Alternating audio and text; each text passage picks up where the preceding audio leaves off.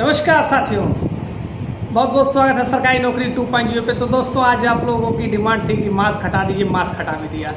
आज आपके सामने फेस टू फेस आ गया हूँ और आज का मुद्दा थंबनेल तो आप लोगों ने देख ही लिया होगा और बहुत ही सेंसिटिव मुद्दा है कि आउटसोर्सिंग कर्मचारियों का काफ़ी सारी चीज़ें थी बात करने को और टाइम नहीं मिल पा रहा था कि वीडियो बनाएं।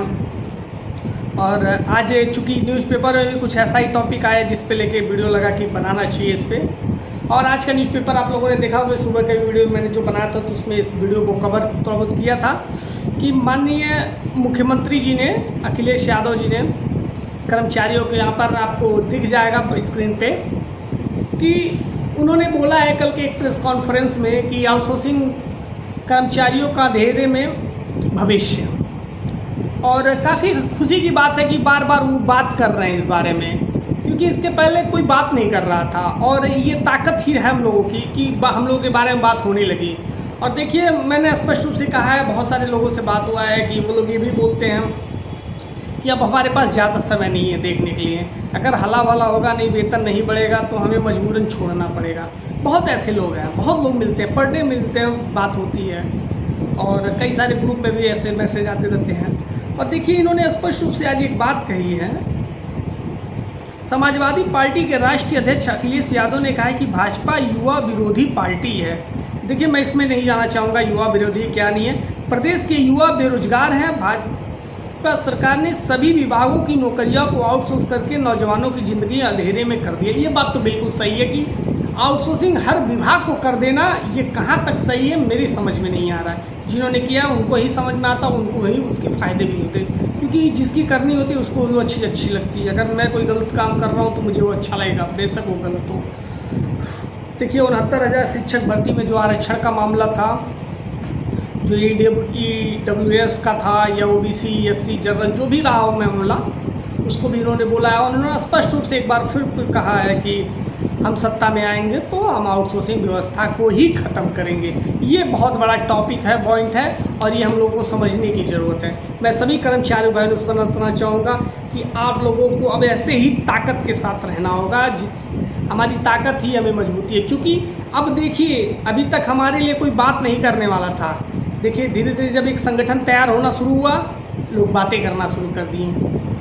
वर्तमान में विपक्ष हम लोगों की बात तो कर रहा है ना, सरकार नहीं कर रही है, लेकिन कहीं ना कहीं सरकार को भी अब करना पड़ेगा मजबूरी में, क्योंकि विपक्ष कर रहा है।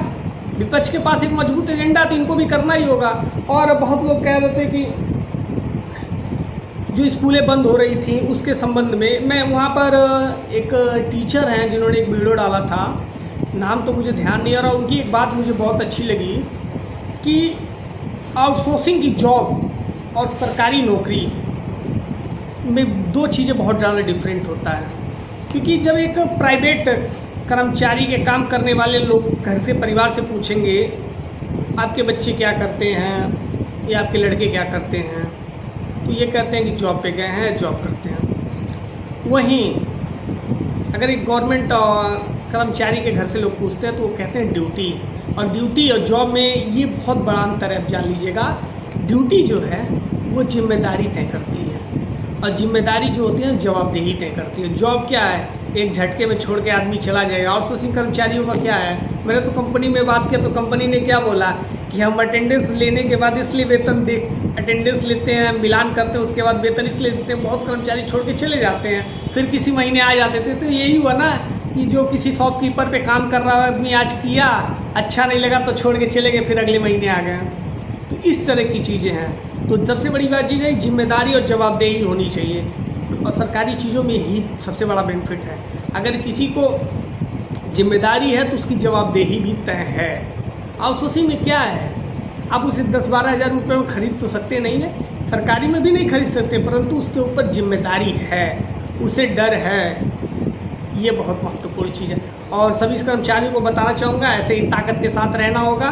संगठनों से जुड़िए, किसी भी संगठन से जुड़िए और ताकत बने रहिए। इसी ताकत के साथ, मजबूती के साथ रहेंगे तो कल का भविष्य हमारा ही होगा। इसी के साथ कर्मचारियों आज आपके साथ विदा लेना चाहता हूँ। और भी बहुत टॉपिक हैं, बहुत सारी भर्तियों के बारे में अपडेट आती रहेंगी, क्योंकि इस समय 2-3 भर्तियाँ जो महत्वपूर्ण थी वो रुकी हुई हैं और एक ये राजकीय विद्यालय का था, अभी इसमें कोई अपडेट नहीं आ रहा है, ICC एजुकेटर का ही चल ही रहा है। और आज मैंने पर्यटन विभाग में जो चपरासी भर्ती निकली उसके बारे में बताया है, आप लोग उसको देख लीजिएगा। और कोई इन्फॉर्मेशन चाहिए तो ज़रूर कमेंट कीजिएगा। मिलते हैं नेक्स्ट वीडियो, तब तक के लिए जय हिंद।